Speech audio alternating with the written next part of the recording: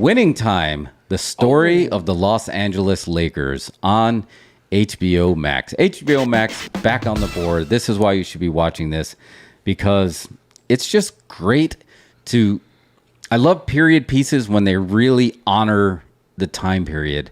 And they took it to another level here where they just... even the shots, like the way... I don't know if they're like went into the parking lot and ran it over, or they say, you know, run the film over with a tire or put it through a tea bag filter.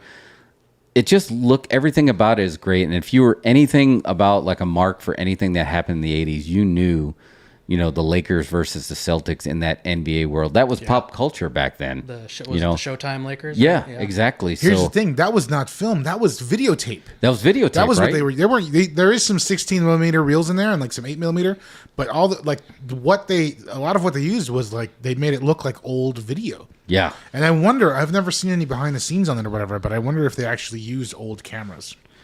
I'm thinking they did. So afterwards, after each episode, they'd go and they'd give you a piece of the podcast, and then there's a companion podcast that came along with it. And I want to say they did, that they actually they were using the old cameras like that. And then just the performances of really capturing Magic Johnson, wherever, you know, we know for our age group, we know who Magic Johnson is. And then to see Kareem Abdul-Jabbar and then this whole other side of him, because Kareem Abdul-Jabbar, obviously beyond just like the basketball version that everybody might know about, as cinema historians, we appreciate him for Game of Death with Bruce Lee.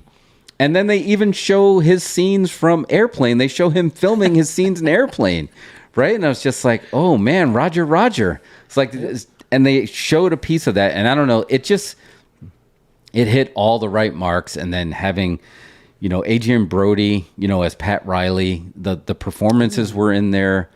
I was just like, didn't you say there was some heat because Will Ferrell wanted this role? Yeah, Will Ferrell wanted the John C. Reilly role. And apparently, Adam McKay cast John C. Reilly instead of Will Ferrell. And they have heat now. And that sucks to hear that. And I'm a mark for Jason Segel. You know, so I love Forgetting Sarah Marshall. So having him in there too, and just showing everything about this.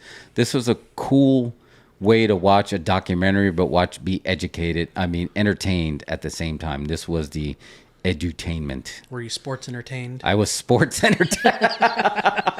Do you feel like maybe has Adam McKay created his own genre? He has. Because what he's doing is sort of like, it's almost like a YouTube video essay with like reenactments. It's like, and he calls out when he's making parts up, and you know what I mean? And like just the there's like using all the different types of formats of camera.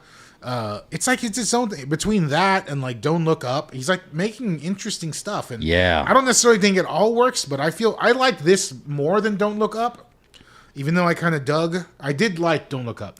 I did like it, yeah. I felt like this was just a better representation of his style, you know? Yeah.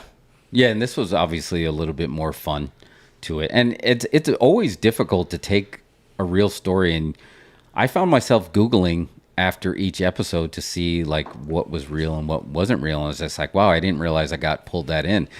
And if you go back, you know how the story is going to end, but you were still compelled of like how are they going to finish this? Because I don't know, maybe Quentin Tarantino trained our brains. Like, is it going to change history, or is it going to show what what really happened? And it's just like, wow, is Larry Bird really that much of an asshole? It's like, man, it was just. I love Larry Bird in this. Oh yes, so good. And then I was like, damn, is this going to be it? Because it was just this one moment in time. But I was like, no, wait a minute, they were a rivalry throughout the whole 80s. We got at least 8 years worth if we want.